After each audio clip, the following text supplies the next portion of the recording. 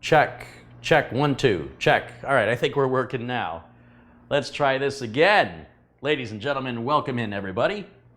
And let's see if we're in sync. I guess if I don't have sound, it was in sync. It's all for reading lips today.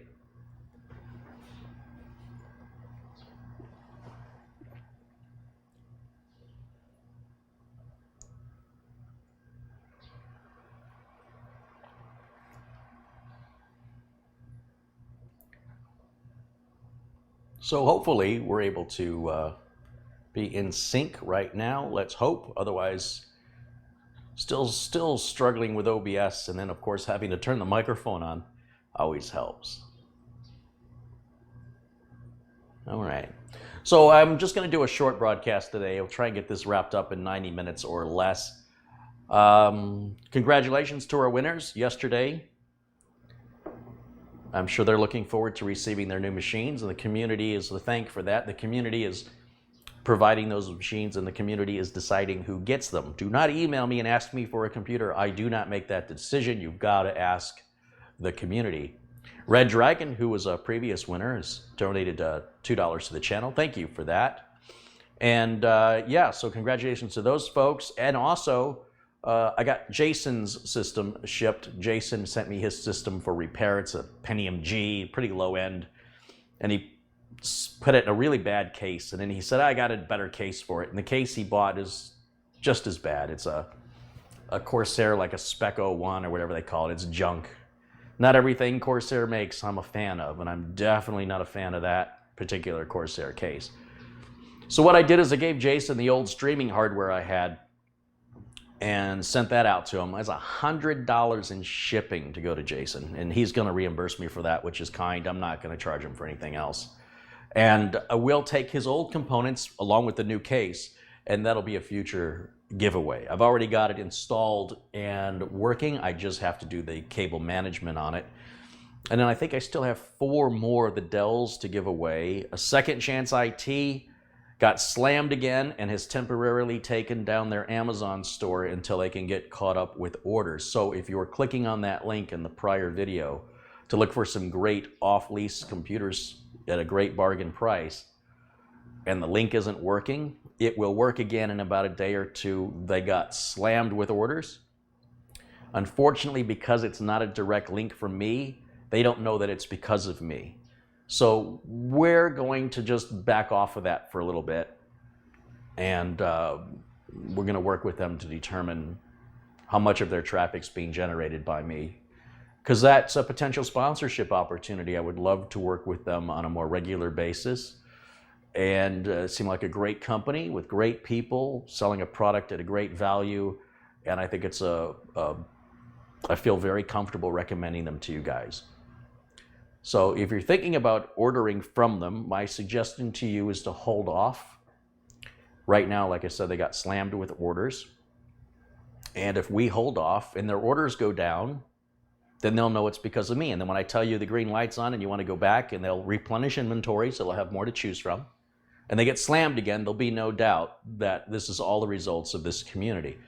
So if you're anxious, I'm asking you to please just hang in there, do it for the channel so we can verify the impact or whether or not we're having an impact with them.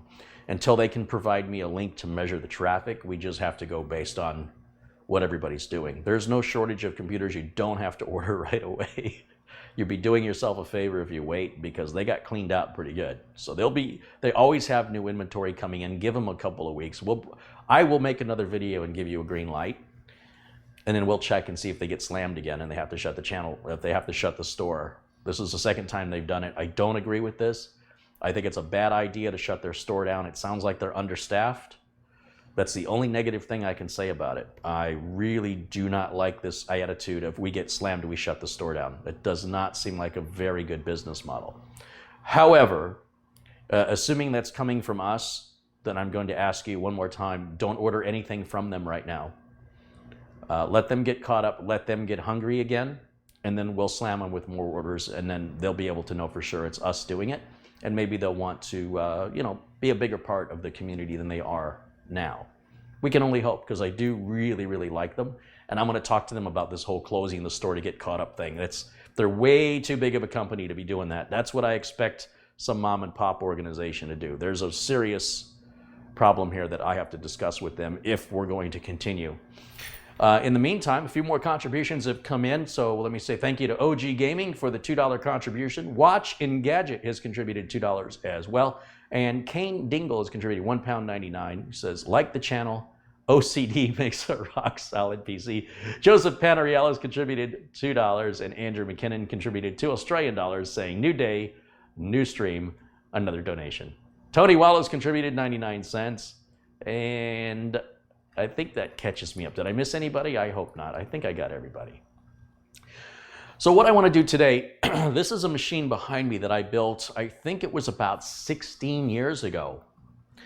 And the customer didn't want the machine anymore, but they wanted the data destroyed off the hard drive. And I'm really busy and I really don't have time for it. It takes a lot of time to run it through a data cleaner. And I will make a video on that later when I have some time. So what I did is I just removed the hard drive from the system and gave it to the customer and said, here, smash it with a hammer, do whatever you want with it. It's not my responsibility. I don't care about your data. So if any of your data leaks out of that, it's on you, it's not on me. Because when you take on that responsibility, if you don't clean that hard drive right, you can get sued big time. So I'm not dealing with it. I'm like, you know what, I'm too busy for this. It takes hours to clean a hard drive properly. And even then, is it still really erased? So the only way you can really know for sure, the fastest and cheapest way is to physically destroy the drive. I'm not doing that either. So it's not my computer, it's the customer's computer. I built it for them 16 years ago and pretty much haven't heard from the customer in that time. So I'm not going out of my way for them. It's not like they've been taking care of me for 16 years and now suddenly I'm at their beck and call. I know that may sound a little cold, but I have paying customers right now waiting, and I don't want them to have to wait longer because of somebody who did business with me 16 years ago thinks I still owe them. Now, that's not what they said, right? That's not what they said. But I'm just saying, just to be clear, I helped them. I did my part. I'm not going any further than that. They have the drive, their data, their responsibility. And I advise you, if you're going to run a business where people are paying you, that you accept that accountability and that responsibility and the liability in exchange for whatever they're paying you. This customer didn't pay me a penny. I just did it as a nice thing to do. Primarily because I thought it'd be interesting to go back and look at what I built 16 years ago and how I built it, how the technology has changed, and turn this into a video. So it's not like I didn't have an ulterior motive. There was certainly something in it for me, and this is it. More work is in it for me. Would you like to do some more work? Sure, I'll do some more work. But more work means more content, more views, and that's how we sustain a business. Now, this is back before SATA. These are IDE cables in here. It's an AMD system. You see, I was building AMD quite a lot because Intel had not come out with the Core Duo yet. And so the AMD was a better offering. It was just a better value for the money. Then when the Core Duo line came out, which became Core i3, Core i5, Core 2 Duo, stuff like that, that's when AMD fell behind, and they still are kind of behind even today, and primarily because of the chipsets they use on the motherboards. But I'm not going to turn this into who's better than who.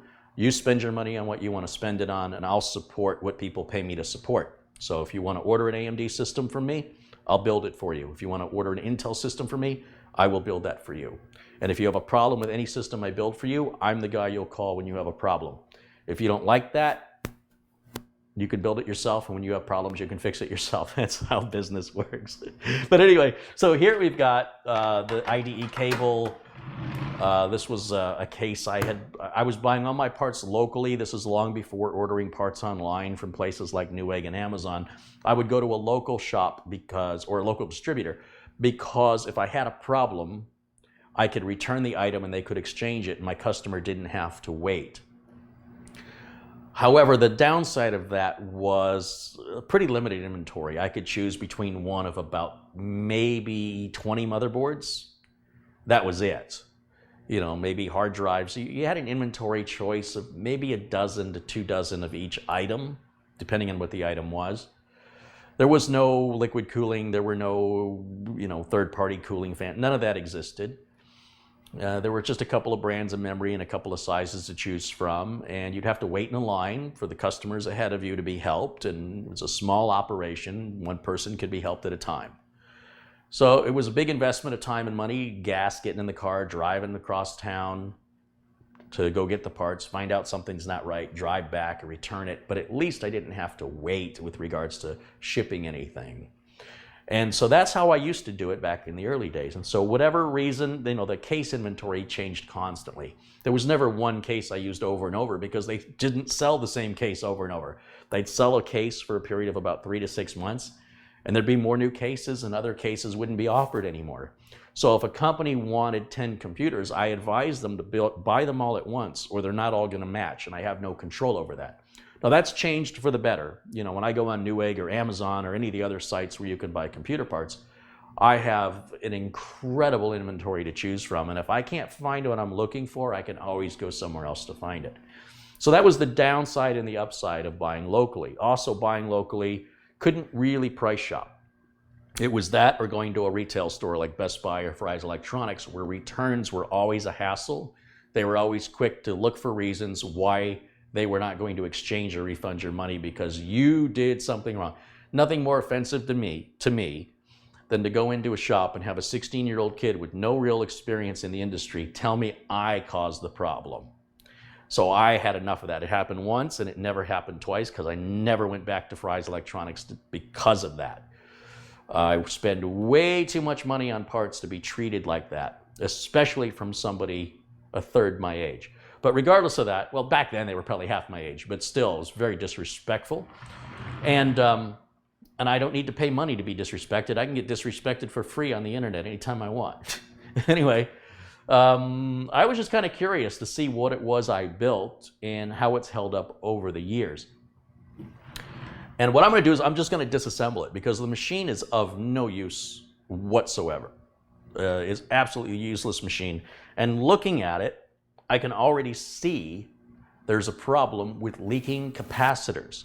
Now, leaking capacitors were a big issue between, say, 2001 and 2006. Saw a lot of it. I was a major player in bringing awareness to the public. I was the very first journalist to bring awareness to this issue and was involved in several class action lawsuits brought forth by attorneys who hired me as an expert witness because these companies would not do the right thing and admit they had a problem. And the first company that we went after was a company called Abit. And Abit denied they did anything wrong, but what Abit did is they released a shareholder notification that their revenues for the upcoming quarter were going to be lower than projected due to high demand for replacement on boards due to bad capacitors. Well, they just admitted it. They just admitted it. So companies like Jetway, Abit, there were so many companies. One by one, we took them to court, and one by one, every single one of them paid a fine or basically they paid for the lawsuit to go away without admitting any wrongdoing and offered a minimal thing to people who were affected. And if you weren't aware of it, too bad, so sad, you lose. That's about the best you can hope for, unfortunately, with justice.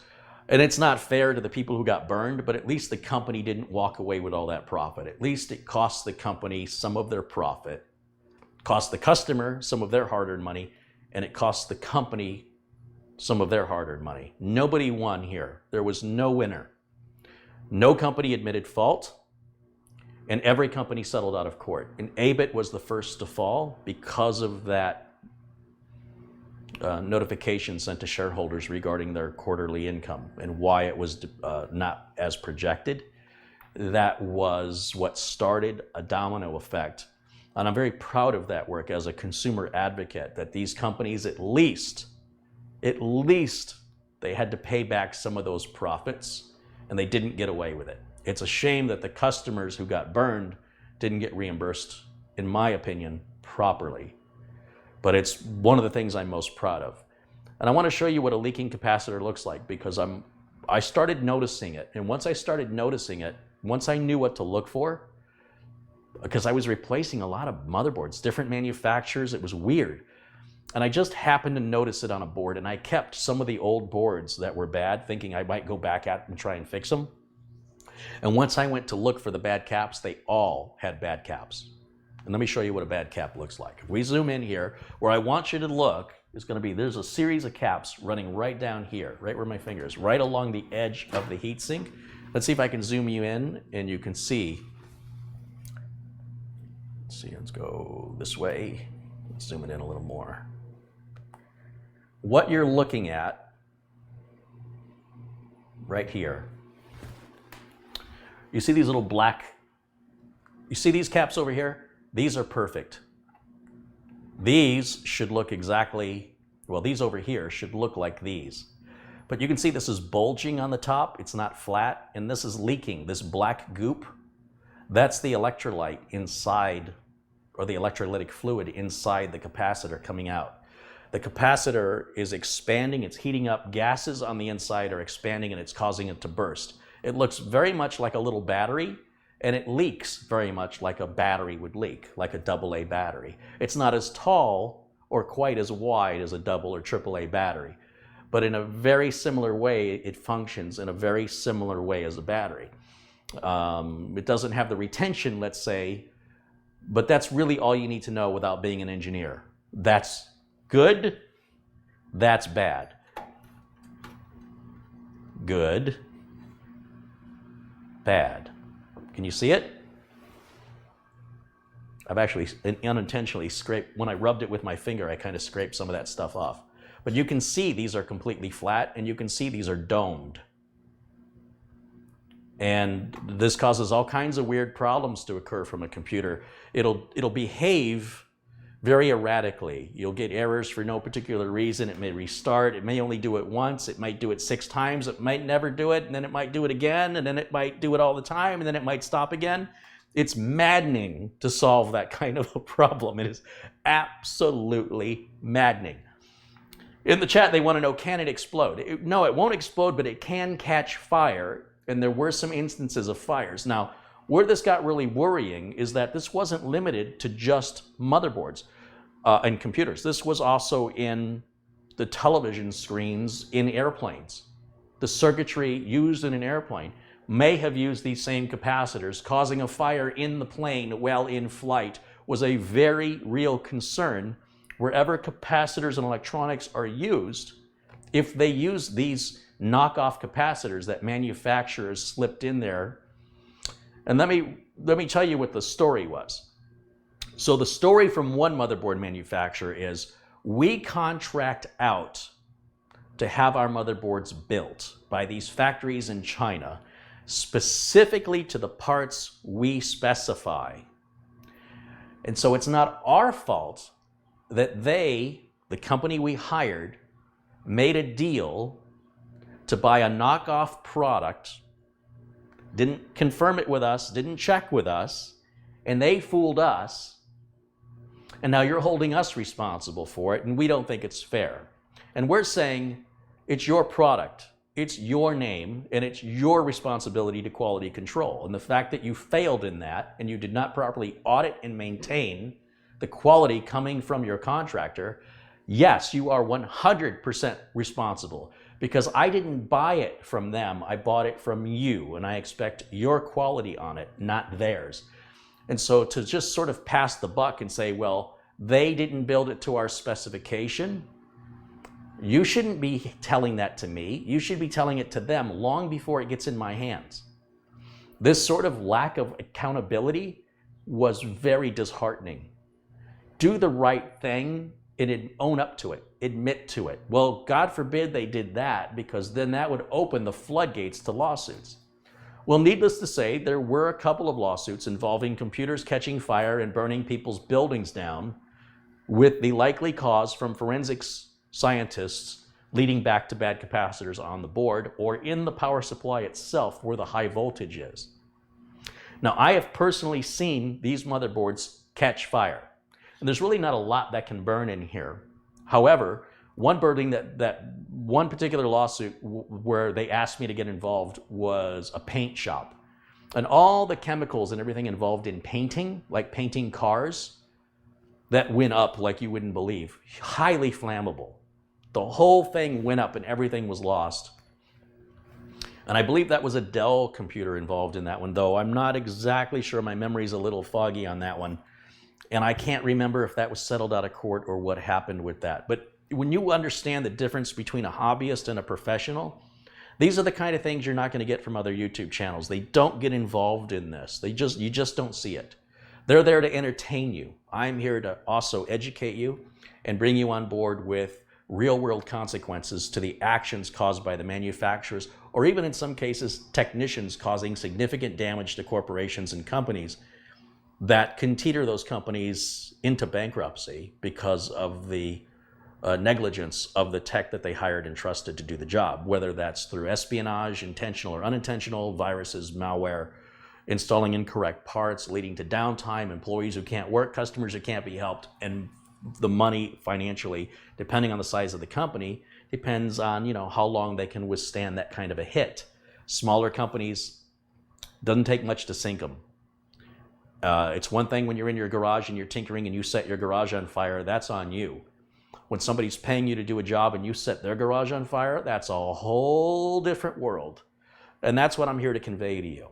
I really enjoy what I do, but I cannot stress enough the responsibility that I undertake and the liability that I undertake when I enter into somebody's place of business or home, and they're paying me to be there to do the job right, efficiently, get it done right the first time, and make sure that you have all the proper insurance so that if something does go sideways, there's things like errors and omissions, insurance, things like that, that you're legally protected. This is not something a hobbyist has to worry about. And again, really, this kind of content is not what you're going to find on other YouTube tech channels, which are run by people who make videos, not by people who fix computers for a living. And that is a huge distinction.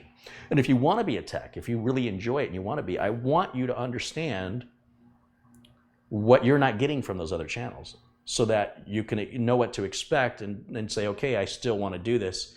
And now I understand the very serious nature of it. And this is why I get paid what I get paid. It's part of the reason when you go, wow, that guy makes a lot of money. No, I don't. When you consider the risk I'm taking and the liability I'm accepting, and how many times if I have to go back and fix it to make it right, I can't charge them to fix it to make it right. If I did, I probably wouldn't have them as a customer much longer.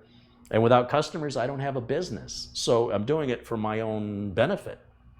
I want to get it done right so I don't have to go back. I want to get it done right so they'll call me again next time for another billable job. I want to get it right so they'll refer me to other people. I want to be able to eat today, but I also want to eat tomorrow and next week and next year and the year after that. It's not about how much money can I squeeze out of this customer right now. It's what's the cheapest I can get away with over the longest period of time. And the longest period of time is forever. And then there's got to be a minimal charge to encourage that customer to keep coming back, to keep referring me, or I have to dump a lot of money into marketing and advertising, which in my experience has all been a complete waste of money. So let's take this thing apart because it's completely useless. It's damaged, it's broken, and it's fun taking a computer apart. I really like when you don't have the stress of how do I put it back together. In this case, it wouldn't be a big deal, but like if you're just kind of curious about technology, go get yourself an old computer out of a junkyard or a swap meet or a Goodwill just to take it apart and see how it works. Maybe try putting it back together without the stress of, oh, what am I going to do if I don't get it back together right? This is a wonderful way to learn. And then if you get really good at it, then you can start charging people to do this kind of stuff, to upgrade and repair and work with confidence and know what you're worth. If you're asking me how much you should charge people, you probably shouldn't be in business. It is not something, walking up to somebody and going, how much am I worth? That says a lot about you, and perhaps you were not of the right mindset to be in your own business. Not a good sign when I get emails from people asking me, how much should I charge people? Like I said, my advice to you would be, don't get in business. If you can't answer what you're worth, how would I be able to? So I'm gonna pull that power supply out of here. I'm still running on the original charge on this Milwaukee. I've got 2 lights on the battery, so it's getting lower, but we'll see how far it'll go before it dies. On these lithium-ion batteries, you really want to fully deplete them and recharge them 3 times in order to get maximum capacity. So the first 3 times I use this driver, I'm going to run it. The driver has a protection circuit that won't allow you to drain the battery too far. Lithium-ion batteries, if they're allowed to deplete 100%, it can cause problems. So there's circuitry in here that once the battery reaches a certain voltage, it won't go below that until you recharge it. And that's to protect the battery and to protect you for safety reasons. We don't want the battery to heat up and catch fire, as lithium-ion batteries are known to do. So this is an old 20-pin power supply. Remember I show you these power supplies with that extra 4-pin connector? I don't even know why the manufacturers of power supplies make them that way anymore, because I guess if you had a computer this old that you wanted to buy a power supply for, the benefit is that you could still have that 20-pin connector. There's no 4-pin connector on there because the 24-pin did not exist. As CPU voltage requirements have gone up, so have the power delivery methods. So this power supply, I don't know, just a no-name brand. Back in the day, you know, there was no 80+ efficiency. It's 300 watts. As far as I know, it still works today. I don't know if we have a year or date of purchase on here, but we'll figure it out. We'll figure out what year it is. And let's just get this set over here. I'll take this rear case fan out of here just to get it out of the way. One of the other good things about buying an old computer and taking it apart is it's a good way to start your own collection of spare screws. A lot of times when you're first starting out, you don't have those spare parts. Although these days you could probably go on Amazon and buy them. But when I got started, there was not an Amazon. And, you know, you just sort of saved all the old screws. And over time, you built up a pile of just about having everything you'd need. Nothing wrong with that.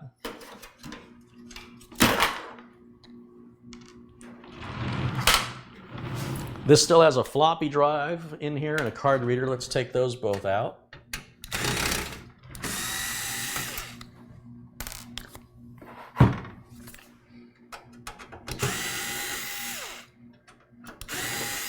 You'll see there were 2 screws placed on each side because I'm very thorough and I would still do that today. I'm going to have to take off the other side panel because there should be screws on the other side because that's the way I did it. I can go ahead and take this motherboard out right now. I always start with the bottom screws on the board so the board doesn't fall out when I get to the last screw.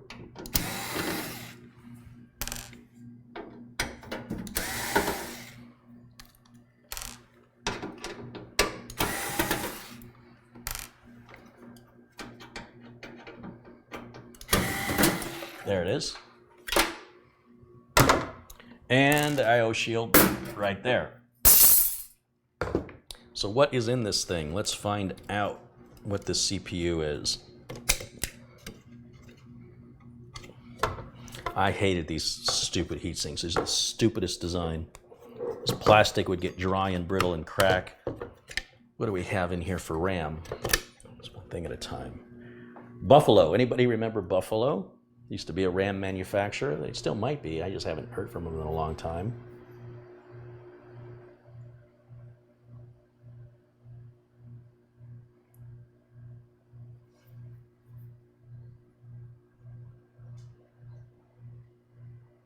I got to figure out where I can hold it where you can see it. There it is. Assembled in Taiwan. You know, that was quality. Wasn't, it just tends to be better quality out of certain countries, other than China. Some of the stuff from China is good, some of it's from bad, but let's see if I can get this open. Yeah, I don't like those at all. Don't like those at all. Let's get this part down. This one has a little groove in here, and what you're supposed to do is get a flat blade screwdriver. This is how we did it back in the day. And you'd stick it down in here and push down and away. And it's as difficult today as it was back then. This is how much easier it's gotten to build a computer.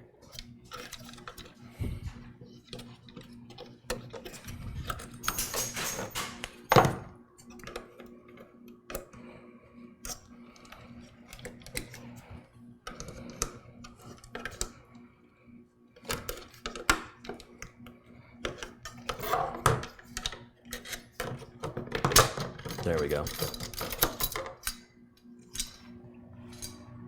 There's our heat sink.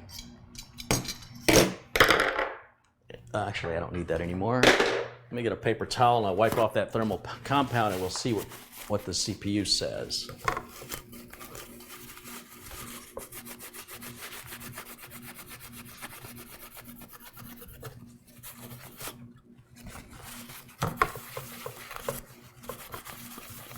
Well, this was a cheap computer. It's an AMD Sempron, which was sort of like a Celeron. They even sound alike. Bargain basement, cheapest you could make. And it still lasted all these years.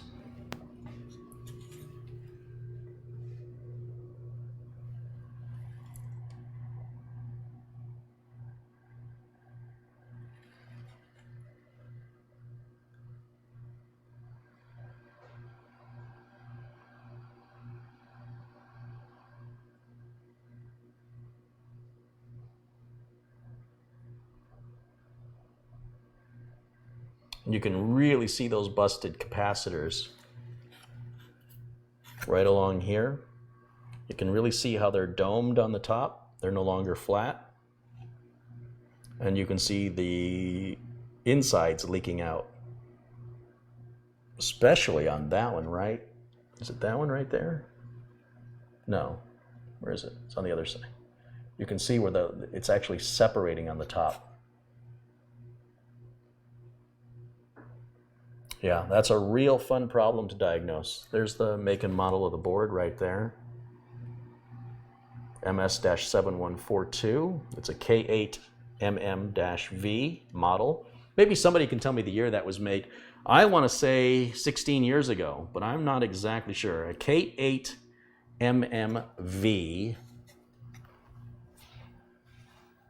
Let me see what Wikipedia tells us about a K8 MM-V. Yeah, it's from MSI. USB 2.0. Good board for Windows XP systems. I'm looking for a year.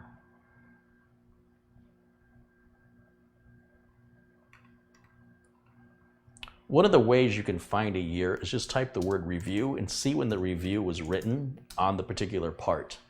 And that should get you in the ballpark. And CNET always comes up, and CNET never dates the reviews. So the CNET's useless to me with that. PC specs. Let's see if that one's got a year on it. Socket 754. Is this the same board?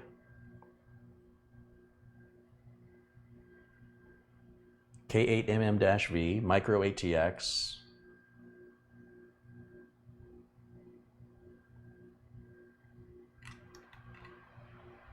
I don't have a date on here either.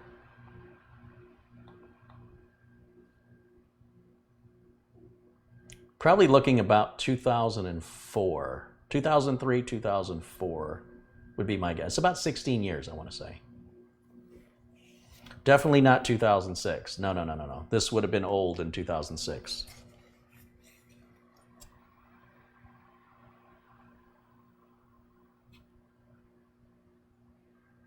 I am sure that BIOS battery is probably flat.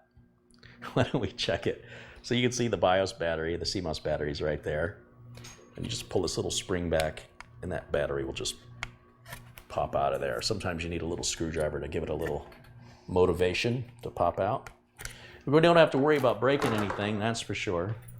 So I just get a smaller straight edge screwdriver, something like this one, for example. Just a small straight edge. And I'll just put it right between where that spring is and the battery. And it just pops right out. And that's a CR2032. That's what's in pretty much all desktop boards and most laptops. And I'll grab my battery meter and we'll test to see how much charge is left on that battery. I'm going to suspect it's completely flat. I'd be very surprised if there was any voltage left in this battery after 16 years. It's typical to get about 5 years out of these batteries. If you're getting less than 5 years, it's probably because you don't have the machine plugged in all the time, or you had a bad battery or something significantly wrong. Yeah, that needle. Oh, wait a minute. We're getting something. It's right on the edge of... It's right on the edge. That's impressive for a battery that doesn't even have a recognizable name on it. Oh yeah, it does. It's Panasonic. Look at that. Well, there you go. There's something to be said about brand names. I'm impressed. So let me move some of this out of the way. Let's get all this out of the way.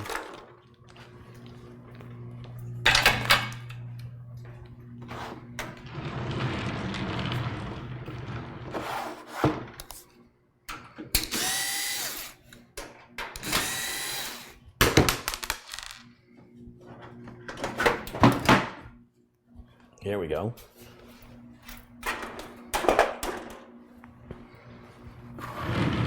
We'll take the other 4 screws out so we can get the memory card reader and the floppy drive out of here.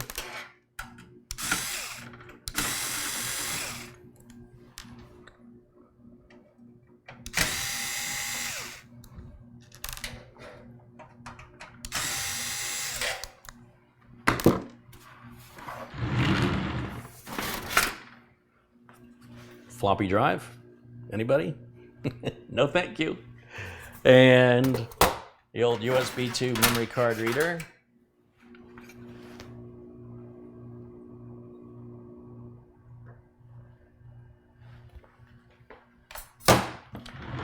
Now, what you can do, let's say, for example, you buy one of these old computers to play around with it and you decide that, it's not useful to you and you've taken it apart. Some of the things that you can salvage would be these little standoffs on the back of the motherboard tray. You can save those. They're still used today, although not all standoffs are the same height or have the same thread type.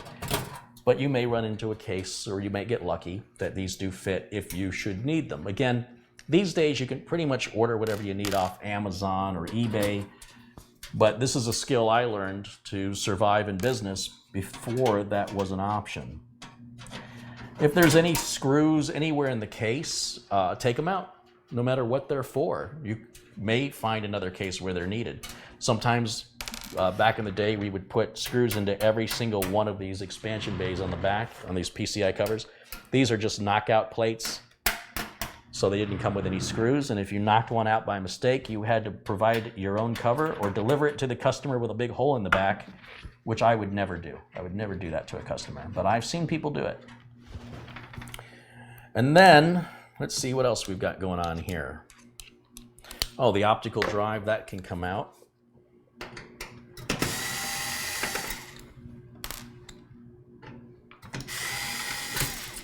And I don't know what this screw goes to, but I'm taking it out. I'm taking every screw out of here.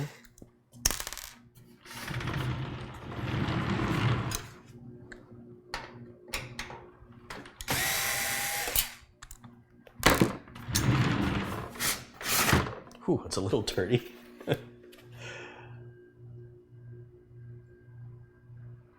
old IDE based, you had to set your jumper selection for IDE right here. You had to put that on the right set of pins if you wanted it to work. Something else you can salvage. You can pop the front fascia off. Oh, geez, you see all the dust come out of that? These are not worth saving. You're unlikely to find another case these will fit on. So if you're in business and you're selling a particular model of case, like you see me sell a lot of 200Rs from Corsair, it's worth it to me to save these in case a customer brings me a 200R from Corsair and they're missing one or one breaks. I've never seen a case like this before. I'll likely not see another one, and it's therefore not worth it to me to pay to store these, because no matter if you are generally paying wherever you live, and it's based on how many square feet you live in. And if you choose to fill up your square footage with junk like that, so you can, a house that's filled with stuff is a messy house. It's very simple to explain. If you don't have much, you pretty much have a clean house. That's generally the way it works. And that matters to some people. So I won't save stuff that I don't absolutely think I will potentially use in the future. These were also knockouts, so if you wanted to add more devices, you had to knock these plates out. In some cases, you really don't see that much today. And this was done for FCC reasons regarding blocking any sort of signal from interfering with something else. I never even experienced that once, but apparently it's a thing. But I can take this front bezel off, call that a bezel. Again, different cases come off different ways. Some of them require screws. This one appears to have clips, and we can remove, let's see, this clip and sort of pull forward on it. There we go. That's good. Do the other side.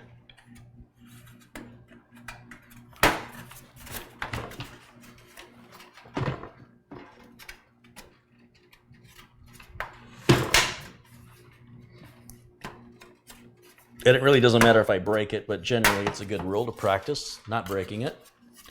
And what you can strip and salvage from this would be the front switches, like your reset switch and power switch. You can use either the reset switch or the power switch as another reset switch or power switch. Both the reset and power switch are exactly the same part.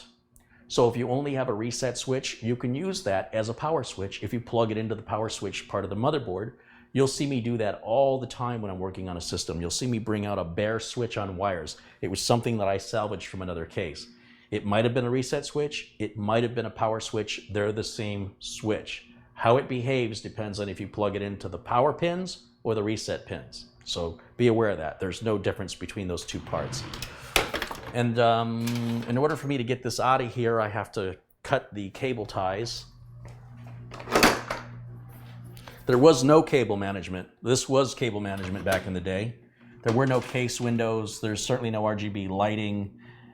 And this computer ran for, 10 years at least without any issues regarding negative air pressure or positive air pressure. And I blew the dust out of it. It had a lot of dust in there. System ran fine. Right up until the point where the capacitors started leaking would be my guess. So you'll see now on the internet a lot of people making big deals out of absolutely nothing. And it's frustrating to me because they're creating fear into the public that's reading to educate themselves. And it's all false information. None of it holds any truth.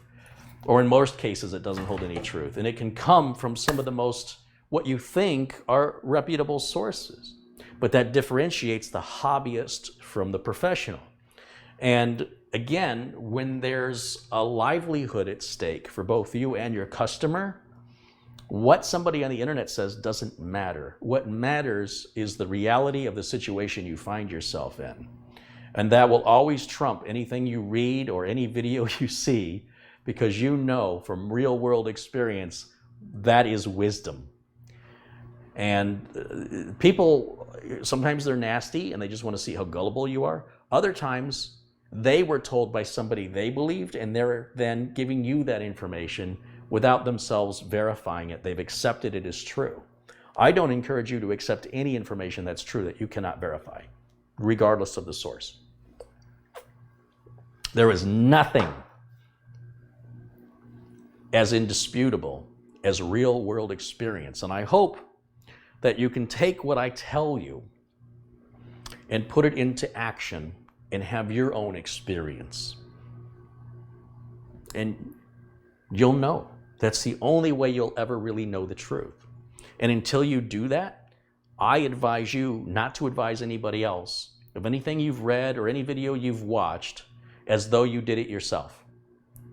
Don't convey to people, in my perfect world, don't convey to people the instructions I'm giving you as though they're your own instructions you're giving to somebody else, unless you yourself have experienced it. Then when you've experienced it, then feel free to share your experience with other people. I don't think I'm going to change anything by saying that. But be aware that's what people do. They do it all the time on the internet. They talk and talk and talk, and they do nothing, and they have no basis, no factual basis for the information they convey, because they've never actually done it. They watched somebody else do it. And for all they know, there was video trickery involved. They don't really, they're just choosing to believe it. But you don't get to choose to believe experience. Experience is what it is, whether you choose to believe it or not. And so when you're trying to help somebody and you're helping them from a place of experience, it's different than when you're helping them from a place of what you read or what you saw, and now you're instructing them based on that. When you have not done it yourself, but you're telling somebody else how to do it because you saw somebody else do it, but you've never actually done it. It's a very offensive thing to do to people, even though your intentions are to help. In most cases, you're doing the opposite of helping. You just need only go on Reddit or several forums anywhere on the internet to see the damage people cause to one another with the excuse that I was just trying to help. Do me a favor, don't try and help. Unless you've done it before and with personal experience, you can share that experience with other people, in which case, please do. Looks like we got a little speaker up here. Is that a speaker? Yeah, right there. Just move those little clips. There it is. And then that's the little speaker that was part of the case. Once again, you could plug that into a motherboard. If you were looking for some diagnostic beeps, keep it as parts. There's some more screws. I'm taking all the screws out of here. So there's some more screws in the bezel itself, one for the USB ports that are up front. I have no intention on using these again, but there's no reason to keep it all together for fear that someone will pull it out of the trash and attempt to reuse it and then bring it back to me for repair.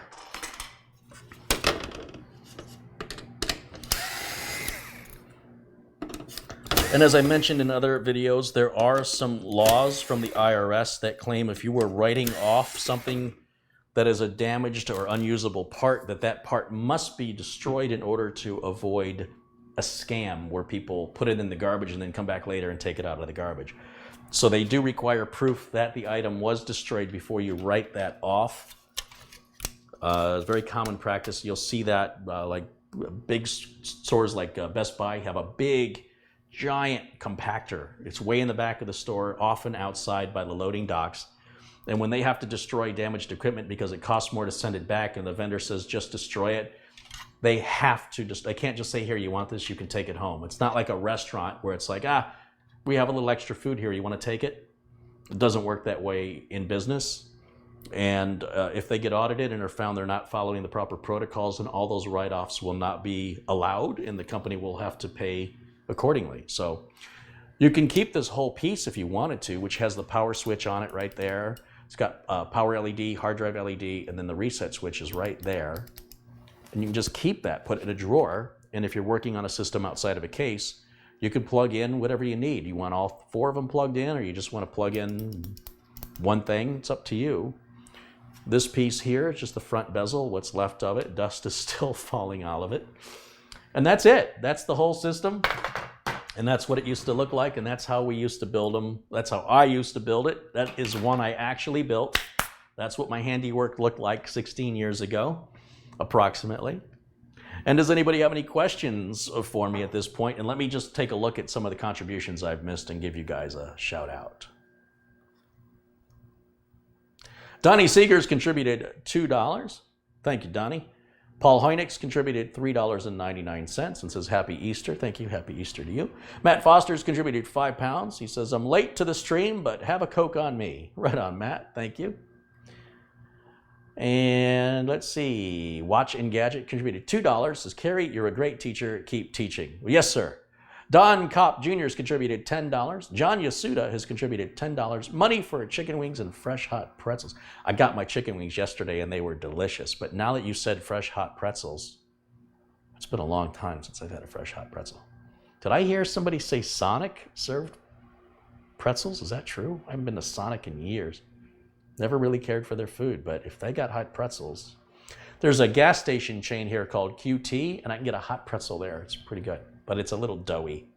Scott Hallidan's contributed 2 New Zealand dollars. He says, here's some money for a Coke. Hey, thanks, you guys. Andrew Dorsett's contributed 5 New Zealand dollars, and he says, here's another donation towards the community PC giveaways. Very nice. Thank you. Lourdes Evans contributed $2. Thank you to Lourdes. And Miguel Ramirez has contributed $4.99. He says, hello, Carey. It's good that I'm able to catch the stream on time. Are you a fan of other Coke flavors like cherry or vanilla? Hope all is well. Nope. It's the real thing or not at all. I want the real thing. Why would I ruin a perfectly good Coke with flavors like cherry or vanilla? Ugh. Why don't you just kick me in the crotch? OG Gaming has contributed $2. He says, hello from the high desert of Lancaster, California. Hey, OG. And that catches us up on the contribution. Oh, one just came in. Ivan? What was I thinking? Ivan Para has contributed $10. He says, bringing old memories with those old cases and hardware. Thanks for everything you do. Thank you, Ivan. Appreciate that very much. Yes, Sonic does have hot pretzels. I don't know. I'm going to have to figure out some time to get over to Sonic and see these pretzels for myself. Sonic often has food that looks good, and when I get it, it tastes awful, like tater tots. They're just disgusting. I can put tater tots in my oven, and they're amazing. You'd think if they were deep fried, they'd be even better. Although Denny's, yeah, I said it, Denny's has a bacon cheese tot. It's so good. You know it's not good for you. That's how good it is.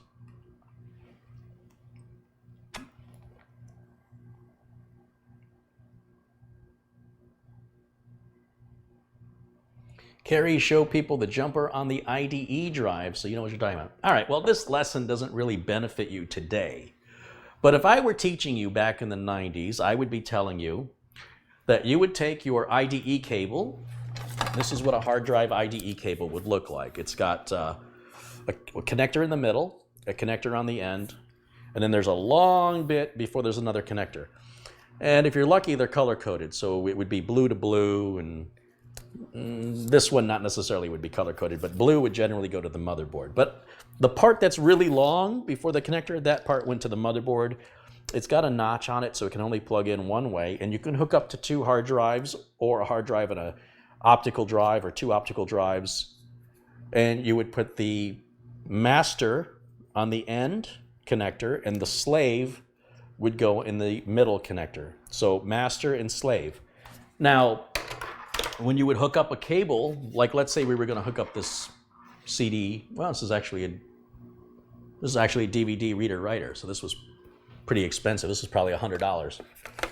You'll see that there's a notch and that the cable can only go in one way, or we can put the other cable on right here. But depending on if it's master or slave, we would have to move what we call a jumper. And a jumper is this little green thing right here. Well, this camera's going to focus on that. If I move it in front of my face. And it's just, you just grab it and it tells you, there's a little diagram right above it. And I'm sure you guys can see it better than I can. Ignore everything else. Just look at these 6 pins right behind my pinky. And this one says, master, read it with me, master, slave, or cable select. Cable select was an ingenious way of not having to determine master or slave. So if you put this on cable select, it could tell and auto-assign master or slave. It somehow would know if it was in the middle connector or the end connector. I don't even know how it does it. Probably something through impedance. I'm not sure. Impedance or resistance. And of course, that just turns it into auto-select, which is nice. They called it cable select. They should have just called it auto-select. But if you were old school, you didn't trust auto-select. You would move that to master if it was on the end of the connector, the connector on the end of the cable, and you would move it to slave if you were on the middle of the connector. And that's the most you can use a cable for, was 2 drives. And in general, most motherboards only had 2 connectors. So you could have 4 drives total on most computers, and then you'd have a separate one for your floppy. And then your floppy connector was a little different because it had a twist in it. And what would happen is the floppy drives themselves were often so cheaply made that they didn't put the little key or notch in them, so you could put the cable on either way. Now, I don't know why it was designed this way. I probably knew at some point, but I can't remember anymore. But you'll see the floppy cable's quite a bit smaller in size. You'll see the connector on the hard drive versus the connector on a floppy drive. Connector for the floppy drive is quite a bit smaller. And the cable, of course, is thinner. And it was the same deal where you had a master and slave configuration. However, that was determined by which connector had the twist. See how that cable is literally, this one right here, it is literally twisted. You can see the twist. But this one down here is not. So the one connected here was your A drive, and this was your B drive, and that's why your hard drive is called a C drive. Did you ever wonder, why is it my C? Shouldn't it be A? When did the alphabet begin with C? Well, this started long before there were such things as hard drives. You used to boot to floppy, and you would load everything off floppy disk. That's how it used to be. And your floppy disk was drive A. Some people had 2 floppy disks. They had drive A and drive B. Back in my day, a floppy disk would hold all of 360K of data. Not megs, not gigs, not terabytes. 360,000 bytes, 1/3 of 1 meg of data could be held on a standard floppy disk. We're talking 5 1/4 inch floppy disks, or when we went to even the 1.44s, that was a 3 1/2 inch floppy disk. Even though it was hard, it wasn't physically floppy like a 5 1/4. Those held 1.44 megabytes. And that's what this is. This is a, where did it go? This is a 1.44 megabyte floppy disk reader. And for those of you who are very young and you don't know how those work, I will show you. I didn't know I was going to go back in time today and go into this depth, but why not? We're here. But should we have come? Let's see.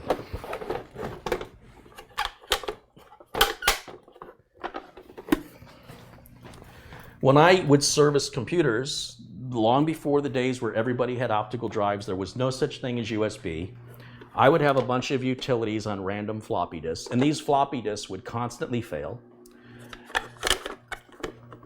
And this was high tech. This was moving into 1.44 megabit.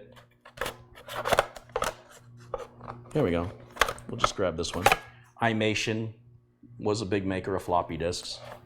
And the way that this would work, your computer, many computers had no hard disk drive, although by the time we got to this, you may have had a 40 megabyte hard disk drive or something. And you would put this in here and you'll hear it click. And it was pretty loud as it read it, chink, chink, chink, chink, chink, chink, chink, chink, chink. That was how you could tell it was working. The light would light up. It'd say, okay, I've read that disk, insert the next one. You hit that button, it ejects out like a toaster. And you say, well, why is it called a floppy? Well, this part of it here is what's opening. And there's a round magnet. It's a piece of magnetized film, just like film, although it's not an issue with light. Like you can expose it to light, it's not a problem. But if you put a magnet next to this, a magnetized screwdriver or a magnetized anything, you would corrupt the data on here. You would distort all the magnetism recorded on the surface of the media. And then the tool inside, the motor inside the floppy disk sits in the spindle and grabs it and spins it. And it's got a little dust shield. You see the white? Inside of this, this is like a little coffee filter on both sides, and it keeps the dust off of it. It constantly cleans it.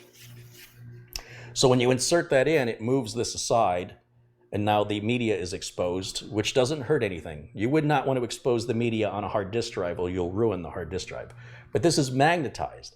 And so again, if you got a magnet anywhere near it, you would erase it effectively. And that's why people would say, keep magnets away from your computer. But we don't use these anymore. We don't use any type of magnetized storage. And hard drives are a sealed system with a giant magnet inside of it. So magnets are now completely safe to use. Flash drives, are immune to them.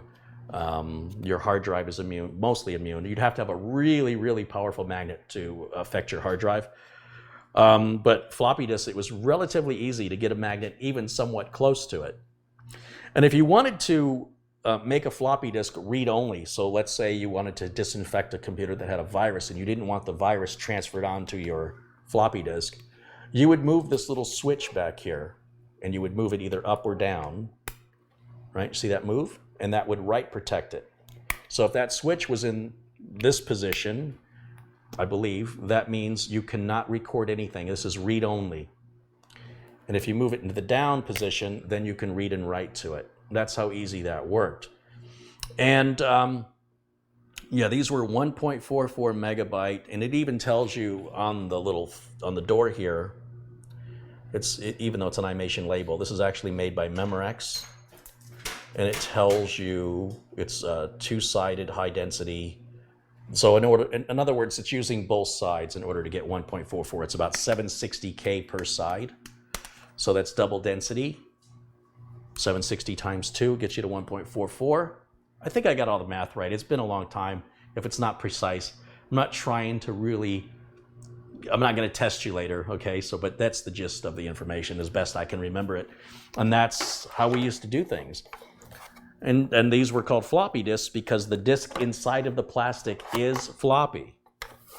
It absolutely is. Why do I still have this? Why do I still have this? I don't know.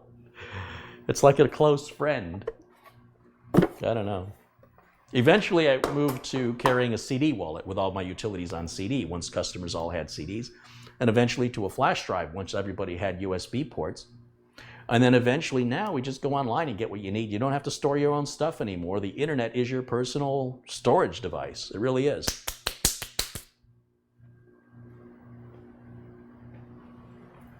Oh, my hands are got dust, really bad dust on them. And I cut my hand on something, which was also pretty common on these old cheap cases. I cut my hands all the time. So it's important to make sure you got a tetanus shot, I'll tell you that. Because you could easily get an infection, and if you didn't watch yourself, you could lose a finger or an appendage. And again, if you're working on a ton of computers every day, that likelihood goes up versus, again, a hobbyist who's just messing around with one every once in a while. And especially if you're under pressure to get it done quickly because you're billing by the hour, the likelihood of cutting yourself was increased as a result.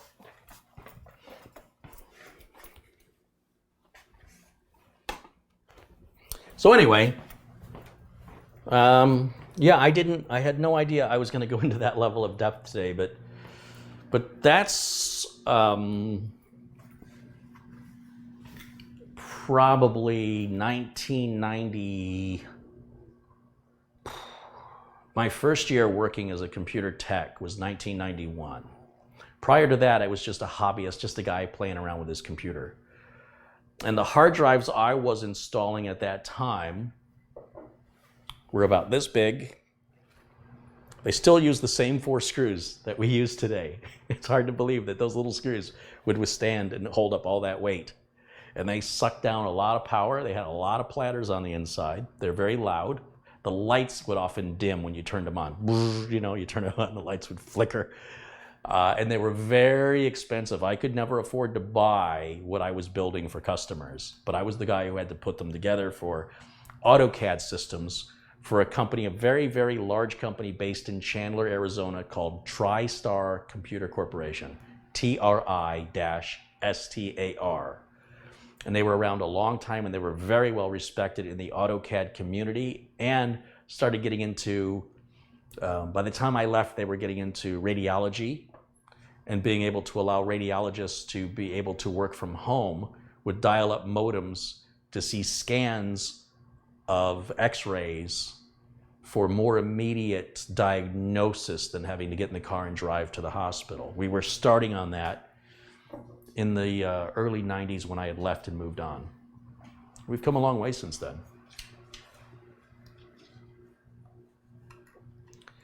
Looks like I might have missed a few contributions. Let's give a few shots out here to everybody. Steve Caruso has contributed $10. He says, here's to a hot pretzel and an original cook. Right on, Steve. Thank you.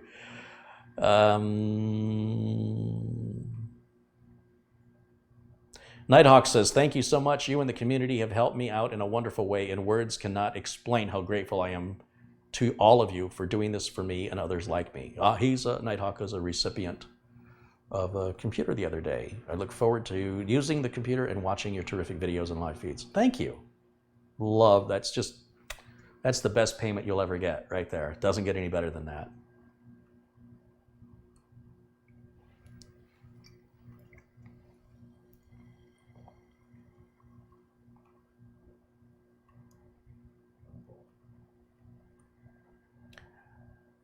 Delicam1 has contributed 10 Canadian dollars. He says, thanks for all the help. I love your style and attitude. Thank you. Andy Matheson has contributed $5. Says, I've been using your Amazon affiliate link and I will be making some large purchases coming up. Cheers. Right on, Andy. Thank you. Spencer Earnhardt's contributed $5 and Ross Mulligan's contributed $5. He says, thanks for the excellent history lesson, Carey. Well, thanks for being interested. I'm not sure how much interest that would draw. Like I said, that kind of information doesn't really do you a lot of good today. Although it's interesting, it also explains a bit of why we do the things we do today. I'm the kind of person, I like to know why. And when you look at how we used to do things, it's a gradual evolution of that. But at its heart, you can understand how it started and how it's evolved from there to what it is now.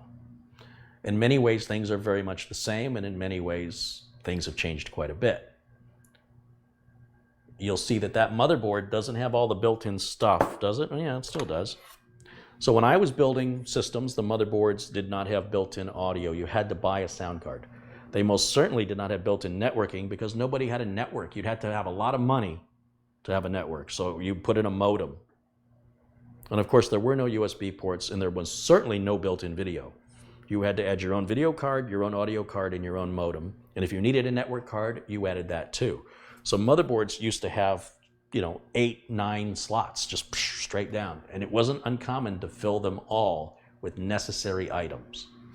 In fact, CD drives, when they first came out, were not compatible with any motherboard connector. So companies like Sound Blaster would sell what they called a multimedia kit. In fact, you can Google a 1990s multimedia kit. They ran in 1990s money about $300, and what that kit included was your optical drive, a CD drive, not a DVD, because DVDs weren't invented yet. It was a CD drive and a Sound Blaster card, which may not have even been stereo. Yeah, it wasn't stereo. It was mono sound, 16-bit mono sound. Or was it 8-bit? It wasn't until the Sound Blaster 64 or the Sound Blaster Pro that introduced stereo sound, and it was mind-blowing. It was mind-blowing to hear a computer sound card broadcast in stereo. If you weren't there, you'll never know how amazing that was.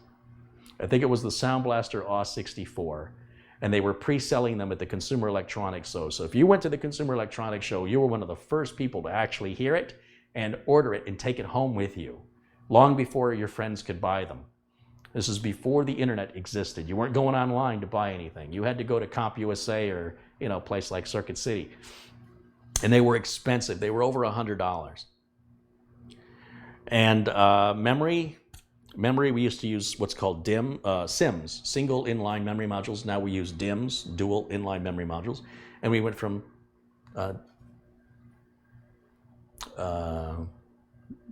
double data rate DIMMs that are DDR2, DDR3, DDR4. We're looking forward to moving into DDR5. And prior to that, I used to have to put every chip in by hand before they were all pre-soldered onto a circuit that you put into a socket.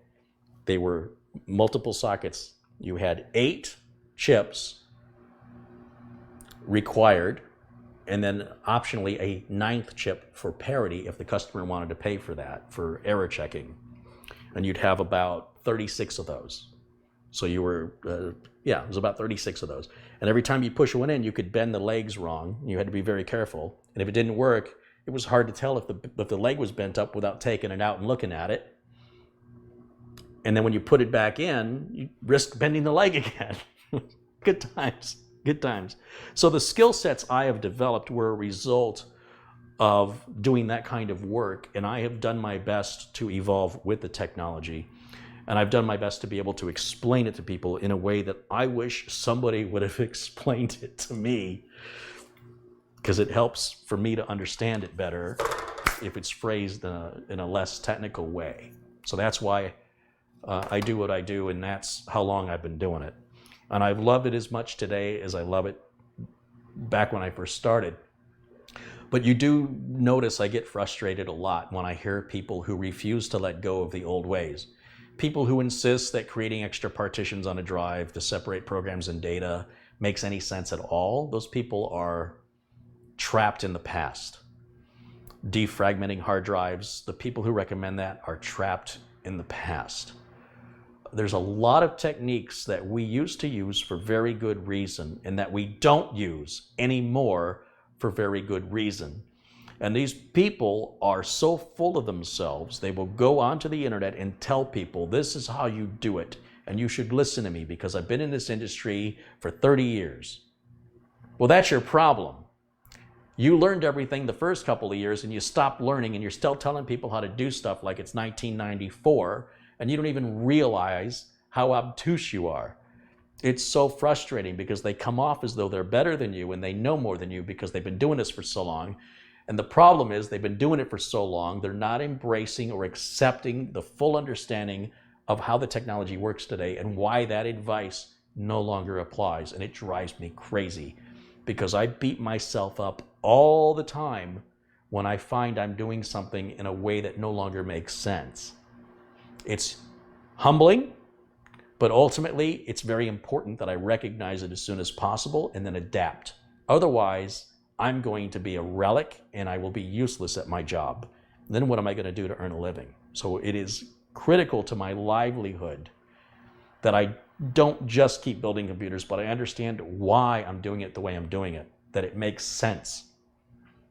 And just doing something the way you've always done it, if that's the reason why, I don't want any help from you. It's a story. Uncle Carey's going to tell you a little story.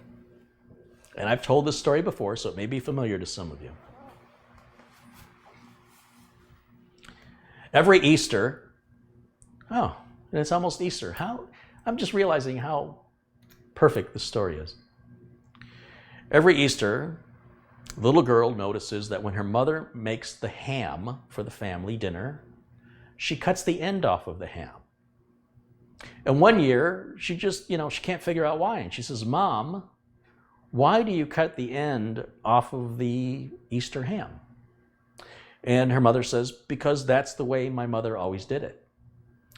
So the little girl sees her grandmother and she says, Grandma, how come you always cut the end off of the ham?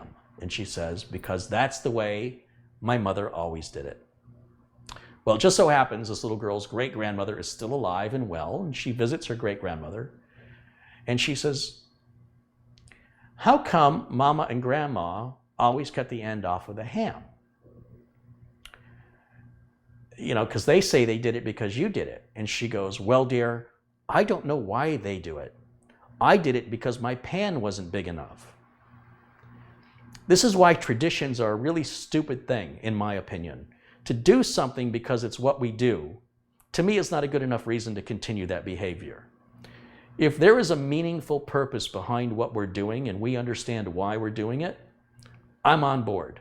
But if we're just robots experiencing or behaving in a ritualistic pattern without any logic or reason, I do not wish to participate in that.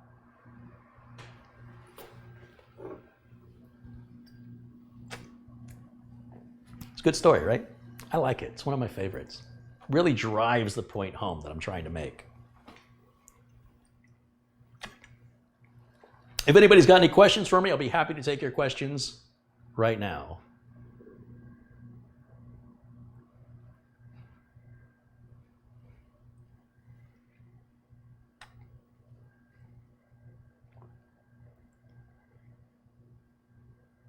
Carey insults traditions, part 1. I can't really insult something that's already nonsensical. How do you insult something that's stupid?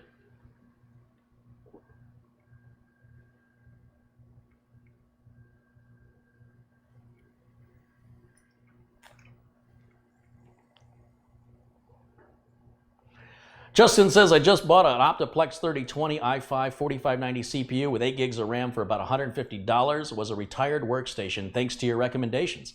Thank you so much for the advice. I always look up to you. I'm only 5'4". It's not often people say they look up to me. I'll take it, and you're welcome.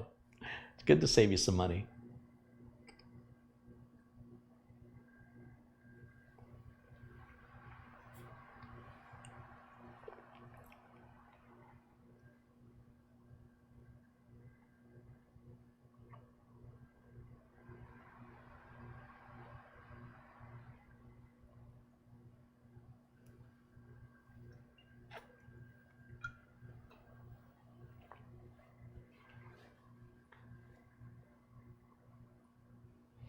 I wonder if the little girl bought great-grandma a larger pan. I'm pretty sure if it was important enough to grandma, she'd have taken care of it herself. And I'm pretty sure if mom and grandmother didn't have a pan big enough, they'd be able to explain that to the little girl. But to do something and you don't know why you're doing it and you can't explain why you're doing it suggests to me you should stop. When will there be a follow-up on Life 101?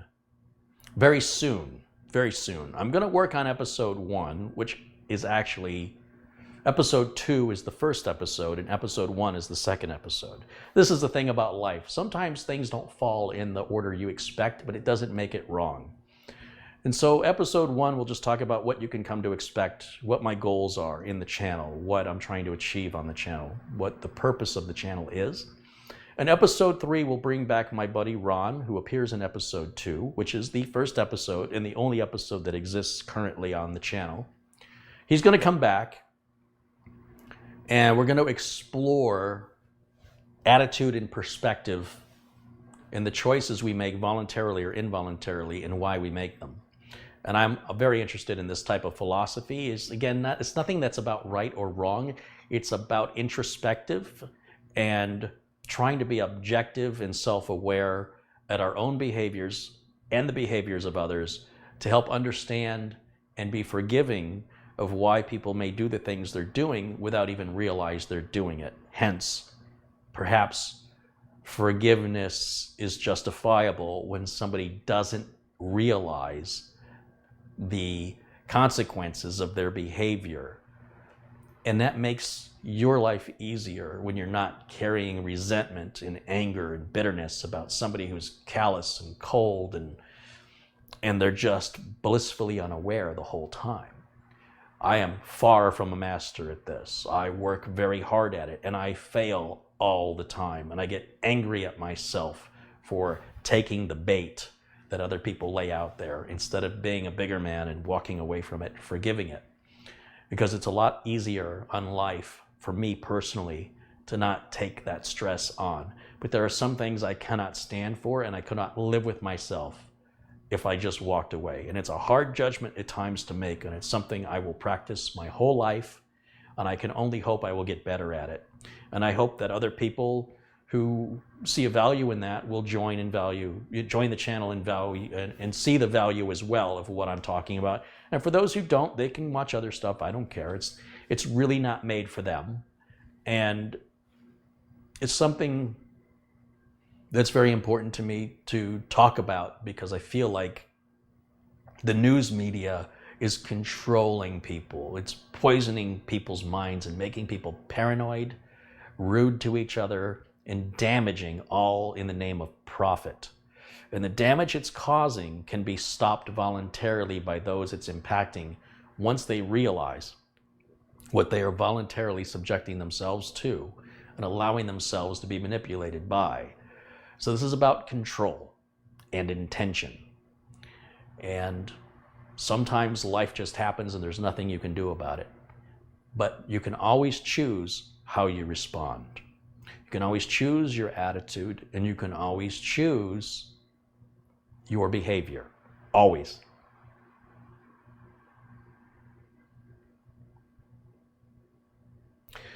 A while back you mentioned wanting to move back to Michigan. Does that mean Detroit or Traverse City or perhaps the Upper Peninsula? You know, I don't know yet. Michigan's a very big place. Where I want to be in Michigan is on the border of civilization and the woods, where there is still broadband internet. Where is it? I haven't found it yet. When we're doing a meetup in Grand Rapids, Michigan, September 20th through the 22nd.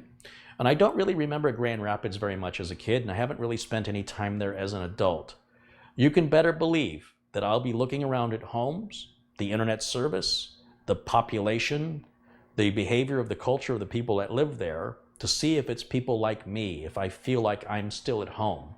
And if it is, then that'll certainly be on the prospects of where to move to. There's nearby smaller cities surrounding Grand Rapids, which may also be a potential haven for me. On the other hand, it could be completely on the opposite side of Michigan. I just don't know yet. What I do know is it won't be southern Michigan. It won't be Kalamazoo or Coldwater or Union City or any of these cities down at the southern border by Indiana and stuff like that. That's too much farming going on there. That's not the way I was raised. I'm a city guy, city boy from Detroit. So I want to be with people like me. Yeah, there are people like me. It's weird, right? And it's weird to me when I'm around them. I'm like, wow, I really want to live here. I like these people. Why wouldn't I? They're just like me. In Arizona, there's nobody that I've met. Well, there's very few people that I've met that are like me. And those that I have met tend to be from Michigan. You see how well I get along with Mitch Morrison? Where do you think Mitch Morrison is from? Just take a guess. Now, that's not a pre-qualifier. I didn't know this about Mitch until after I already knew I liked him. Will you move to Flint? Yeah, so there's places in Michigan that are well known for their deterioration. Pontiac, Flint, areas of Detroit itself. But Detroit, or Michigan itself, I think there's several hundred cities in Michigan, if not 1,000. I don't know how many cities there are. I don't know a lot of them. Beulah is a beautiful city. You ever heard of Beulah? I'm not looking to go to a city that was once thriving and is now deteriorated. Because what you're doing when you say that, even in a joking manner, is you're talking about less than 0.5% of the state that's affected by that.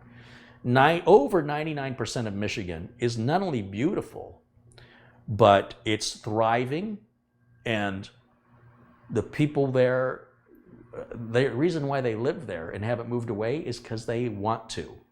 Not everybody is trapped and can't get out. Some people have come to Arizona to get away from the snow, experienced the culture here, and left and went back to Michigan. That's a very expensive lesson. And I see it on Facebook all the time, where somebody joins a group I belong to called Michiganders Who Live in Arizona. So you can get that familiarity of people similar to you. And in many cases, there have been people that said, I'm going back. I can't stay here. There are also many people who say, I'll never go back to Michigan. But it's pretty lopsided. Like, the number of people I say that want to go back is much, much higher than the number of people that want to stay here. But that's fine. There's no right or wrong. You fit in where you fit in. You like what you like. There's nothing wrong with it. But right now, I don't know what city it would be, but it'll definitely be in Michigan, and it'll be around the middle of the state and above. So Ann Arbor, Grand Rapids, Traverse. Traverse City is a very expensive place to live. If I could live somewhere on the Leelanau Peninsula, wouldn't that be great? But Beulah was a beautiful city. Grayling was a beautiful, tiny little village.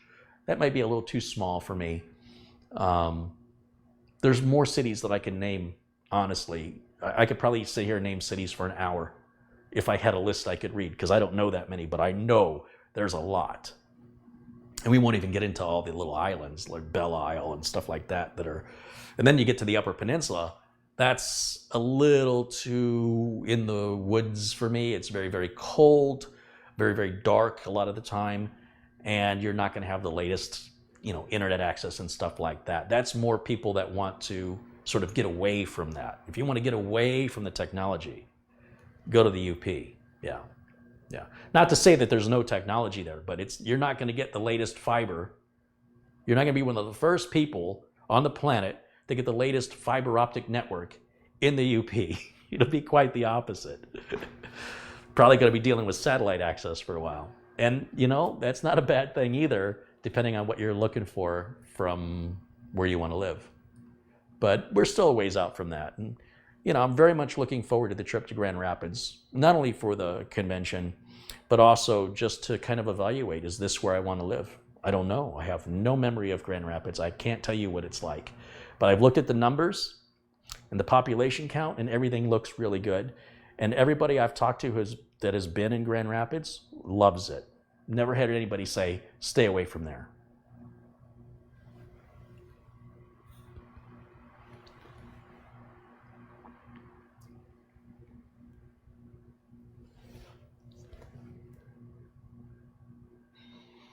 Oh, Catherine says her grandmother died today. I'm sorry, Catherine.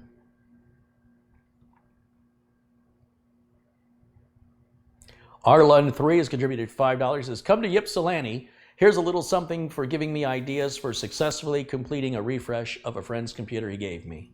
Thank you. I remember being in Ypsilanti when I was a kid. Ypsilanti is one of those words you don't forget because it's spelled real funny and you're not quite sure how to pronounce it. Cities like Hamtramck, another one that you weren't quite sure how to pronounce. Michigan has a lot of those, by the way. You got to be from Michigan pretty much to know how to pronounce some of these cities. I can't really remember Ypsilanti. I can't really remember it. I should go back and revisit it.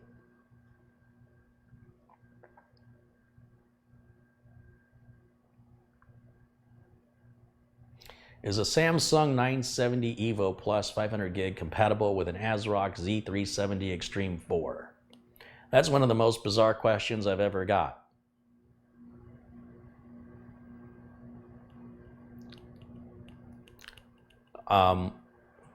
Basically, you want to look to see if your motherboard supports SATA or PCI Express 3 times, 3.0 by 4 speeds for what we call NVMe. And if it does, and a Socket 370 would support the latest and greatest for the most part, and that's pretty much the latest and greatest solid state drive. If you're trying to put the latest and greatest something into something else that's really old, then you would ask a compatibility question. But if you're buying 2 of the latest and greatest things, why wouldn't it work together? That's a weird question.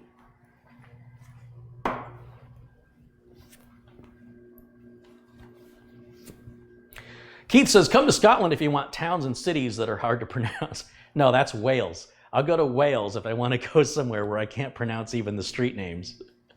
Scotland's got nothing on Wales. Is America still on dial-up modems? Rural America is on dial-up modems or satellite. Absolutely. America, I don't know if you've checked the size of America. You might want to look into that. I don't think you'll be surprised when you realize just how big America is. If you just look at one state like Texas or Alaska or Hawaii, which is just a bunch of islands in the water, how exactly do they connect to the internet? And do you want to be the guy who runs that cable? Just saying. It's not an easy thing to accomplish.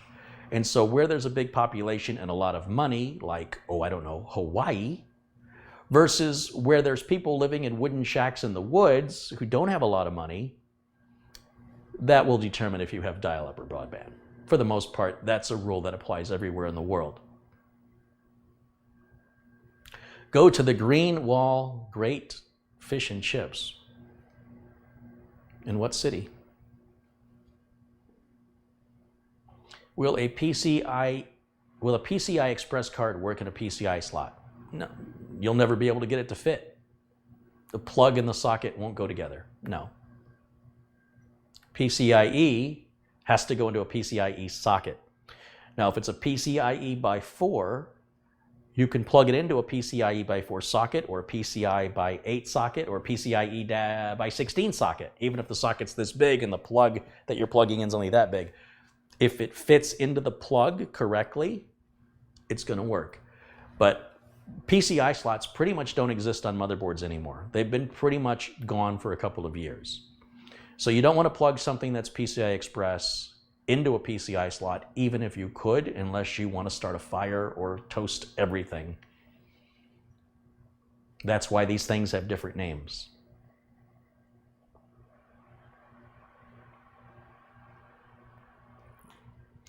Carey, come on down to Johnstown, Pennsylvania. We want to downsize our house.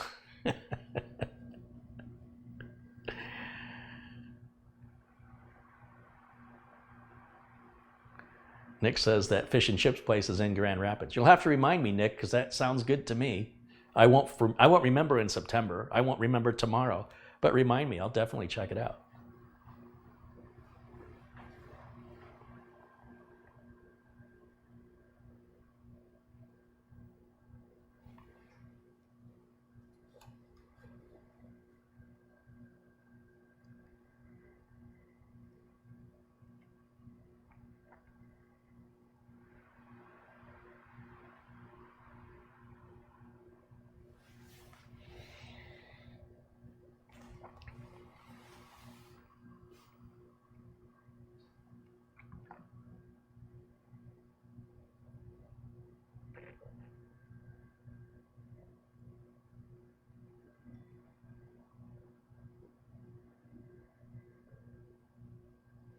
Crazy Vera's joining us in the chat. Hey, Crazy Vera. Say hello to Rick Hubbard and Robert Cronin, Jimmy Bateman, Dimitri, John Paul Bacon, and Paul Newman, Robert Fitzpatrick, Steve Devine, STS Tech, and Mark Gray, Agev Nodar, Andrew Roberts, Richard Quick, Carl Wilson, X246X69.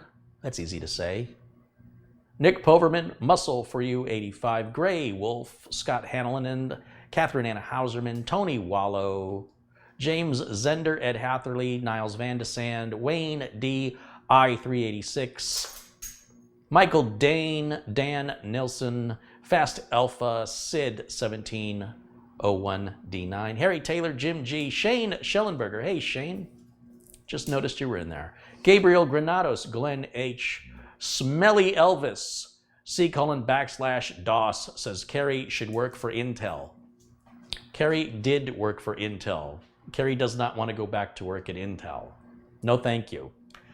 Although the people I worked with were wonderful people. And I mean that. I'm not just saying it to be politically correct. Danielle Emberley, William Lynn, Al Cooey, Colin Beck, Chris's Tech Channel, Taffy, El Haj Tepej, Fred Adcock, Greg, Alistair Barnett, Stephen Bernstein, and Magnum in Stealth Mode, and Brian Madonna, who says, I guess Michigan. Yes, coincidentally, Madonna is from Michigan, the same place in Michigan that Mitch Morrison is from. Mats Rickardson, hello to you guys. If I didn't get your name this time, maybe I'll give you a shout out next time, but thank you for that, and thank you for the $1 contribution from Ross Mulligan. I appreciate that very much.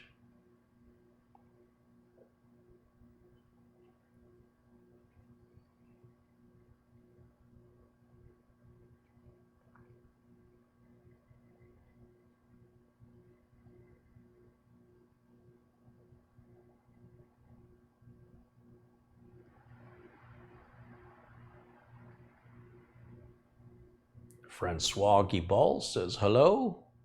I hope I'm not butchering your name. I'm doing my best. I can't speak French to save my life. I could go, oh, that's the best I got. It's terrible. I just heard myself and I apologize.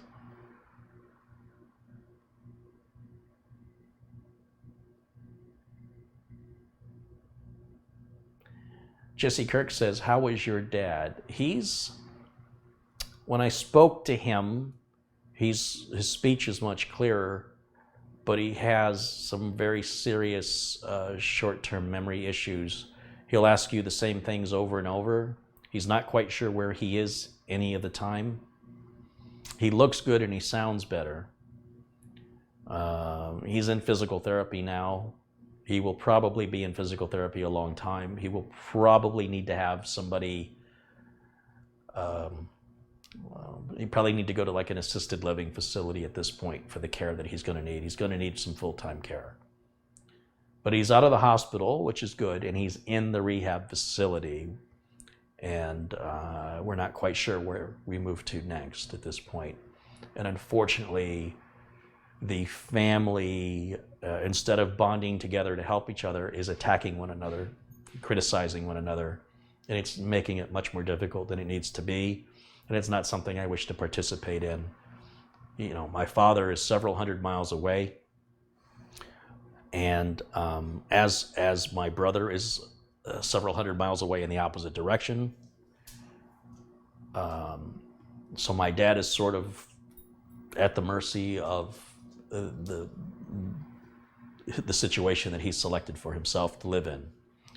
And I do not have any legal authority to make any decisions. So it is a very helpless feeling, but I did just talk to him and he sounds good, even if I had to answer the same question 4 or 5 times. At least he's out of the hospital.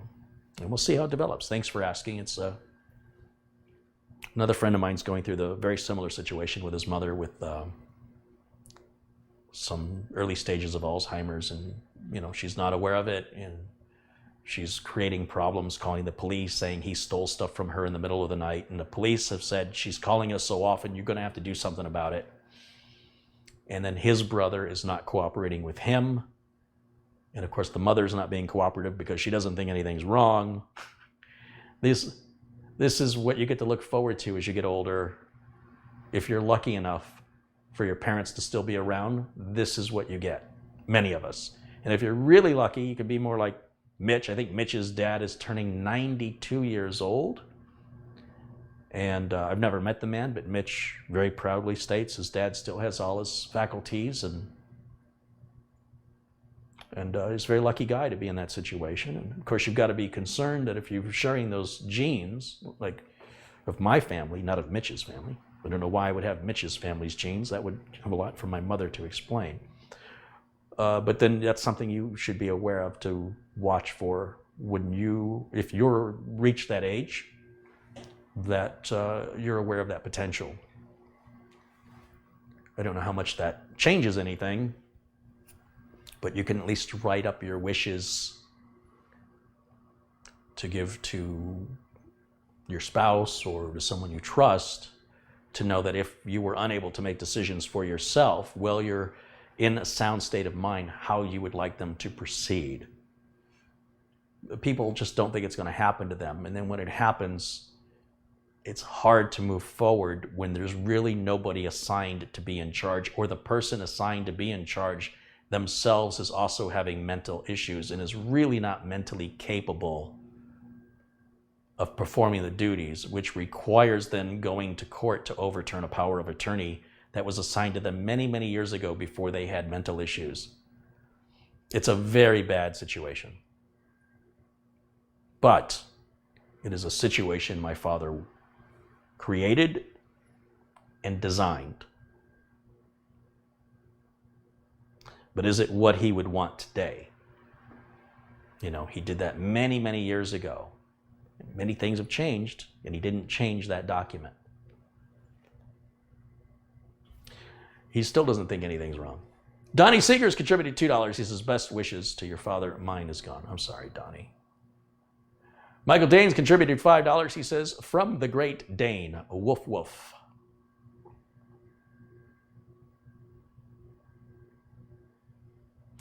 Do you like pineapples? I do. Yes, I do. I will admit that. It's a weird question. Well, that was random. I see Marty is in the chat room. Hey, Marty. Chuck Wolf says, my better half and I have been together 16 years. Yeah, me too. I've been together with your better half for 16 years. No, that's not right. You've been with my better... No, that's not it either. 16 years. I'd like to see Carey work for AMD as a chipset tester. I don't think AMD would want that. It would cost them a lot of money.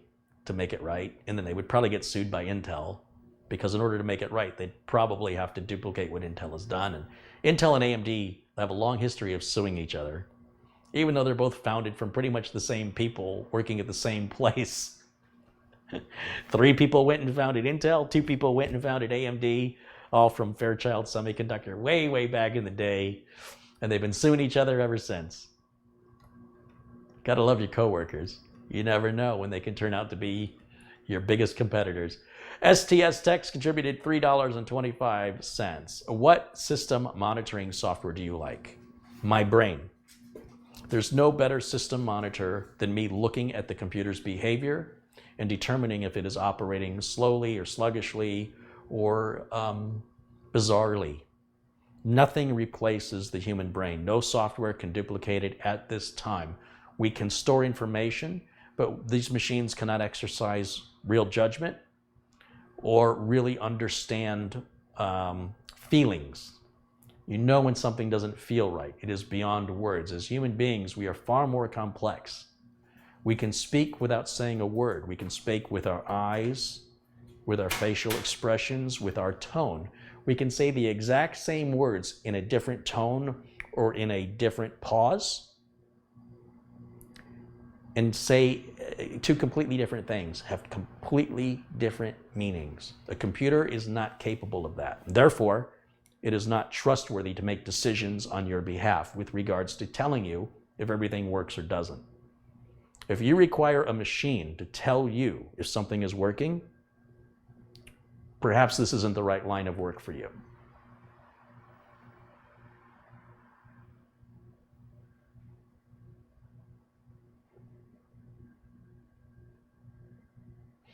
Shane says, Carey, I can identify my father had a stroke and he was never the same. I hope your father can recover and your family comes together to support your mother. Oh, my mother was gone. My dad is with a woman that he's never married, but they've been together for about 20 years and never had much of a close relationship with her. So that, sort of adds to this whole thing. Like, it didn't really matter to me if I had a close relationship to her. But I don't want to get too personal about it. It's not good. It is less than ideal right now. It wasn't a problem until it became a problem.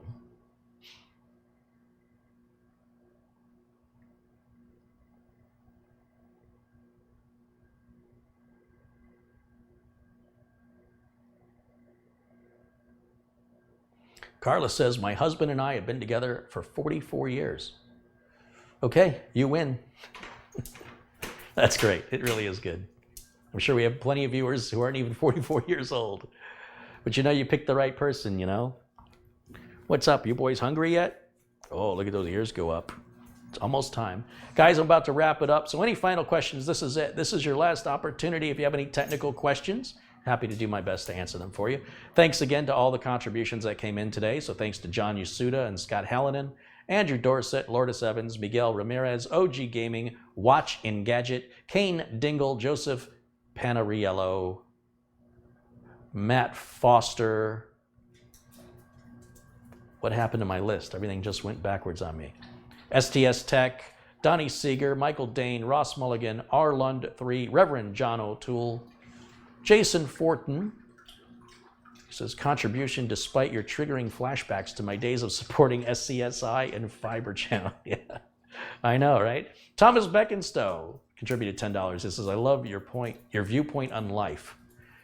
Well, I'm working on it, Thomas. It's got what I was doing wasn't working, Spencer Earnhardt, thank you. Andy Matheson, Dalek 1, Steve Caruso, Stephen Wilshire says, thanks for this trip back to the old days. Loving it. Right on. Ivan Para, Paul Hoynick. I think I got everybody. Did I miss anybody? Speak now or forever hold your peace. Steve Devine says, thanks for another great live stream. High Energy Effect just contributed $5. Says, thanks for the flashback to the old days. Right on.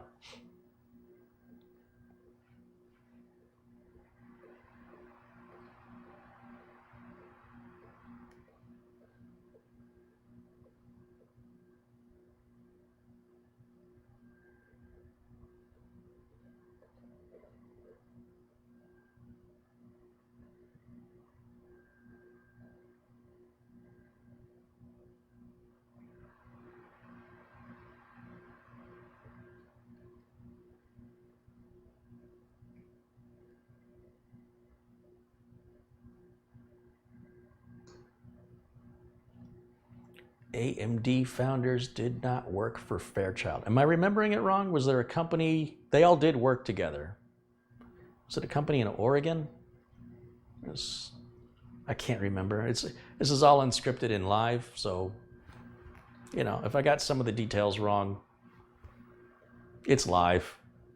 It's the general, you can Wikipedia it if you really want to know those details. I think most people got the gist of what I was saying. They all worked together at a large company. 3 left to start Intel, 2 left to start AMD, if I remember it correctly. I can't think of the name of the company that was before Fairchild. But you're welcome to put the correct information in rather than just telling me I'm wrong. That would actually be more helpful. Just, you know, tip for you. But don't let that stop you from telling me I'm wrong. That's nice.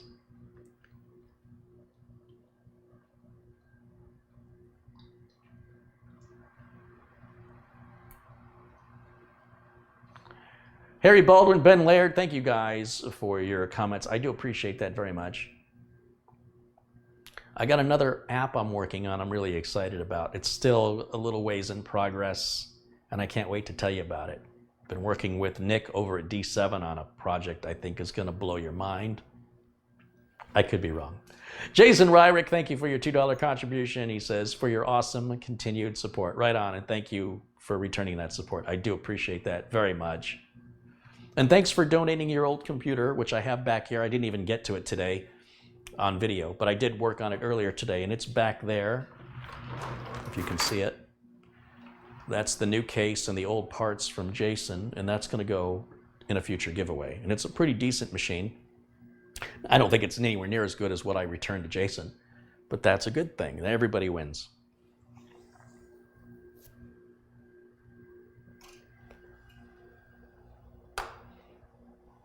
Stan Rucker is quoting apparently something Wikipedia. Advanced Micro Devices was formally incorporated on May 1st, 1969 by Jerry Sanders, along with 7 of his colleagues from Fairchild Semiconductor.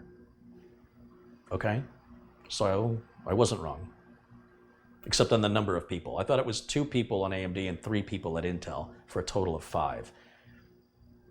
But whatever, you got the gist of it. You got the gist of it. We're not testing you later. It's fine.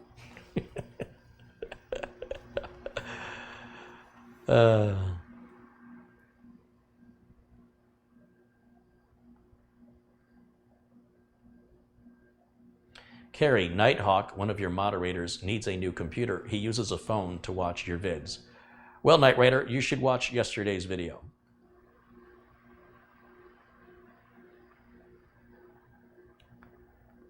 Where are we at on the time?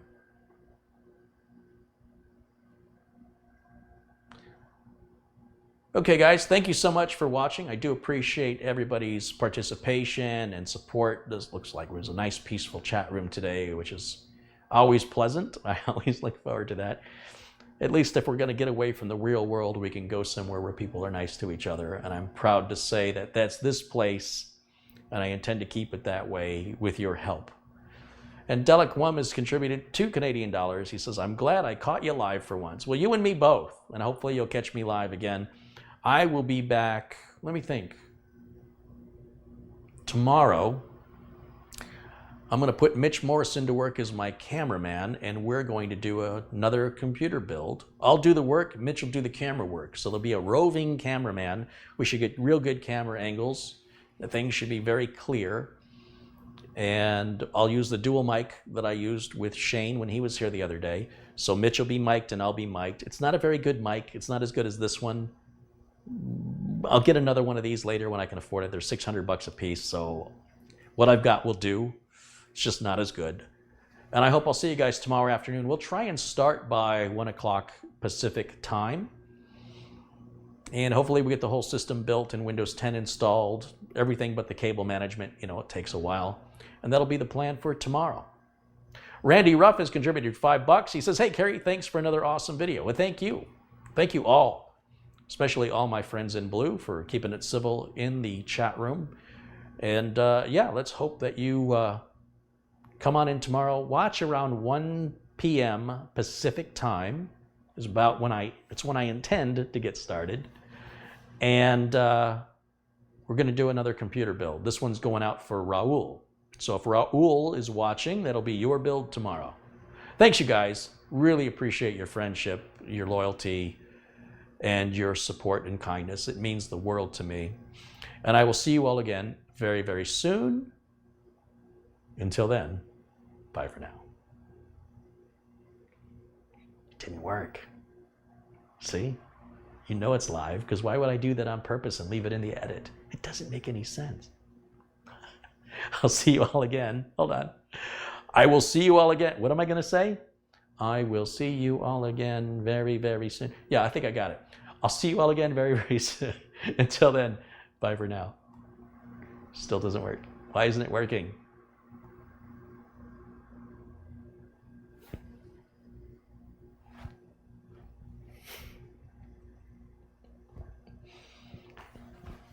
I guess we're not going to end. We're just going to hang out for another hour. Thanks, guys. I'll see you tomorrow.